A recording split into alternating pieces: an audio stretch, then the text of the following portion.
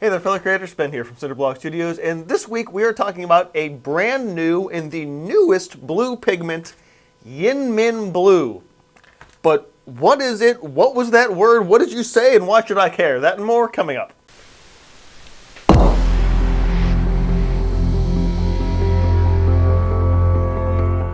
So YInMn Blue gets its name from three chemical elements: uridium, indium, and manganese, and shortened with those chemical elements you get YInMn. YInMn Blue was discovered in 2009 at Oregon State University by Maz Subramian? Perhaps, I'm probably butchering that, and a graduate student at the time, Andrew Smith. They were working on trying to create an alloy for industrial computer components and stuff like that, and out of that they discovered, well, they could do sort of the alloy stuff, but also a pigment that was really a beautiful, pure, wonderful blue. Due to its chemical structure, it is durable, extremely light fast, and much safer to use as a pigment than something like a cobalt or a phthalo. But just because it was discovered in 2009 does not mean that it was immediately commercialized. It took some time to develop and, license out to a company, which didn't even happen until 2015. And while there were a couple of companies around the world starting to play with it when it comes to paint, it wasn't officially licensed to be able to even, for any kind of commercial products, just in the United States until 2020. Yeah, that's probably like the one good thing to come out of that year. And since its first licensing in 2015 and its approval in 2020, there's only been a handful of paint companies out there that have been able to get their hands on some limited batches of this pigment in order to play with using and creating paint with. And that today brings us to Golden, who has done a limited production run, I think once before, but this is the first time I'm getting my hands on it, of YInMn Blue for acrylics. Actually, they're currently selling it in a smaller tube of acrylics as well as watercolors and oils. I went for the 2-ounce tube of acrylic, which was not cheap. So what interests me about YInMn Blue is that the way I see it is it's sort of a modern day original ultramarine. If you don't know about original ultramarine, not the current modern variation, original ultramarine was created by grinding down lapis lazuli stones, specifically mined in the Middle East, and as a result, the expense of having to just get a bunch of crushed stones, grind them down and refine them, and pull the pigment out that way, created the fact that blue, the origin of blue in terms of paint, was extremely rare. There's a reason why paintings of the Virgin Mary from the Renaissance all give her a blue cloak, because blue is insanely expensive, and they wanted to use the most wonderful and expensive pigment for somebody of high devotion. There's a whole much bigger story involved in that I could ramble about, but that is essentially the short version. So when we talk about YInMn Blue is kind of expensive to make, only made by one manufacturer, and has a similar color space to a nice middle-of-the-road blue, and it's, exclusive in that sense. It does remind me a lot of that, so it's sort of a modern-day lapis paint. But obviously, I would say, it's easier to make than grinding down stones, but similarly priced, I guess you could say. I'm dancing around the idea of price here, and okay, here's the kicker. This 2-ounce 59mm tubes from Golden's website was $74! This is the single most expensive tube of paint I have ever bought. And as a result, unlike a lot of my other reviews, and partly why I'm not really calling this a review of this, is because I can't just justify, hey, let's just do a little mini demo painting. I've done a color map today and a couple other ones to compare it to, and we're just kind of going to talk about this because I cannot justify just, hey, let's just throw this into a random painting. Not at that price point. So let's take a seat now and actually have an in-depth look at how this color mixes and compares to other similar colors available out there. I'll have these on the screen for you. I'm just going to sit here and look at it. So immediately out of the gate, I noticed that the YInMn Blue has a wonderful, clean, just perfect middle-of-the-road blue color. I mean, it is about as true center of the color wheel blue that you can get to. It is extremely vibrant on its own, and it's uniquely opaque. A lot of blues end up being a sort of a transparent or a semi-transparent slash semi-opaque paint. The YInMn Blue is actually an opaque blue, which is notable for sure.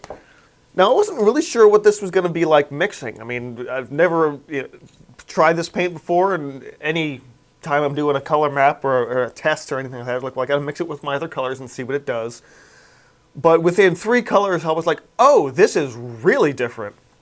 Most notably is that it seems to sort of kick back the chroma and gray out colors a lot, which I think a lot of people might be turned off by immediately.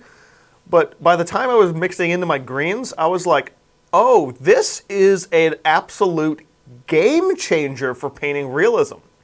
Rather than having to mix with complements all the time or try to pull certain colors back by, adding a little bit of black or maybe a little bit of browns or grays, the YInMn Blue just kind of does that automatically. And I'm like, oh man, this is actually pretty wild. And again, for a paint that, well, despite being expensive, could be more relatively available to artists going forward, this is gonna turn some heads and be a major game changer for color mixing. Once I was through my regular paint colors, I decided let's start mixing with some mediums and gels. Some of my colors I don't use, and some of my colors I don't use very often, like my iridescence. And I was really excited to see what this paint color was going to do when it hits a gel. And honestly, I am in love with this paint, with what this paint color does with mediums and gels. It takes that wonderful clean vibrancy of the pure color and just amps it up to 11. I especially love what it does in the iridescence, and I have an interference blue that I mixed it with. Holy crap. It's just like, it really comes alive, and it takes the already amazing properties of the pure color and just elevates that. Overall, I would say the color probably has about medium tinting strength, which seems fair. I mean, it's a middle-of-the-road blue, so medium tinting strength, yeah, that kind of just makes sense. And the last thing that I really noticed as I sat and looked at all the colors and mixes that I have is it reminded me of a color that I've actually used before, and that is cobalt blue. Cobalt blue has been around a very long time, as most of the other blues have. This is actually the first new blue pigment in like 200 years.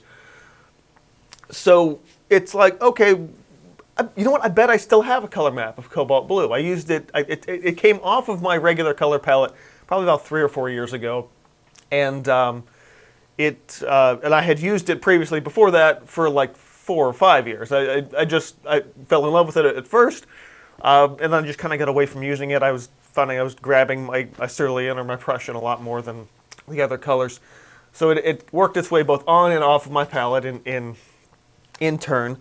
But I was like, that color map's still floating around the studio because I don't throw away stuff like that. And this is a perfect example of, hey, I needed that reference. So unfortunately, for a direct comparison, I didn't have as many of the colors I have now when I did my color map for the cobalt blue, so it's a little bit more limited. And I actually used a couple of more mediums to flesh out the little color map that I made. But similarly, I had, at the time, had red oxide instead of the transparent red oxide. I didn't have as many yellows. But it is a decent comparison overall. The cobalt blue definitely has a higher chroma, and even in mixing, all of those colors stay a lot more pure and bright in and of themselves. Cobalt blue is also a little bit higher tinting, so as a result, those colors definitely, lean to that stronger blue, especially the blue mixes. But comparing them side by side, despite cobalt blue, at least in my opinion, being a warmer blue, it actually seems to lean a little bit cooler away from the YInMn. And as a result, I'm getting, those brighter mixes with the yellows and the greens, and I would say the purples are good regardless. It definitely is highly comparable. It's the closest color I think you can get to the YInMn. And it's also notably cheaper than the YInMn Blue. But in terms of general mass tone and how it mixes, it is remarkably similar in that way. Now, another color that I know a lot of people use, I personally don't, could make a long video about why I don't in the future, but that is ultramarine. Ultramarine is sort of the most basic go-to blue.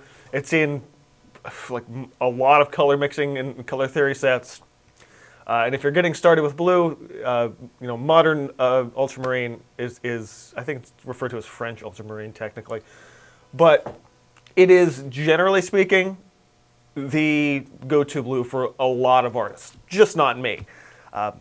So despite like kind of swearing it off in my studio, I went out of my way to get a little 1-ounce fluid jar of it, or bottle rather, and do that same cross mix to compare that as well to the YInMn Blue.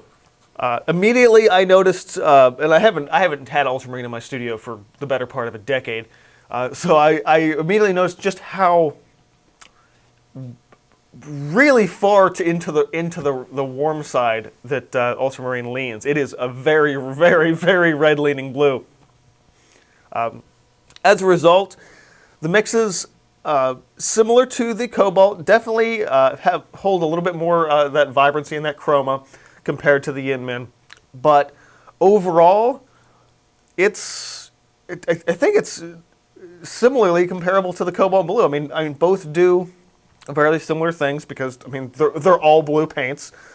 I do find that mixing specifically with my quinacridone magenta, the magenta is a lot higher tinting than that color, so it definitely leans a bit more in that sense towards those mixes. And the yellows, of course, it lets the yellows be yellows a little bit more.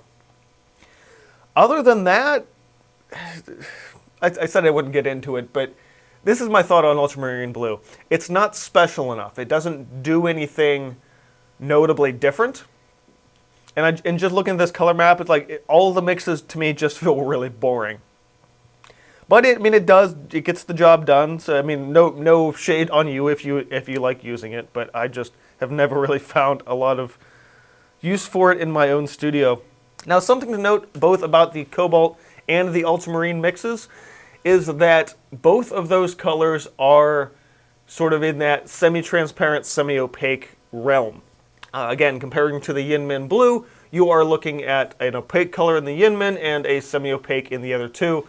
And as a result, what you get out of both of them is, you know, colors that are a little bit better in terms of glazes, but not necessarily better in terms of thicker mass tones. So if you're looking for more impasto level work, something that is going to be more opaque is probably the better way to go. Now, given that it is strictly just about preference, we got to look at sort of the overarching themes here. What are the thoughts?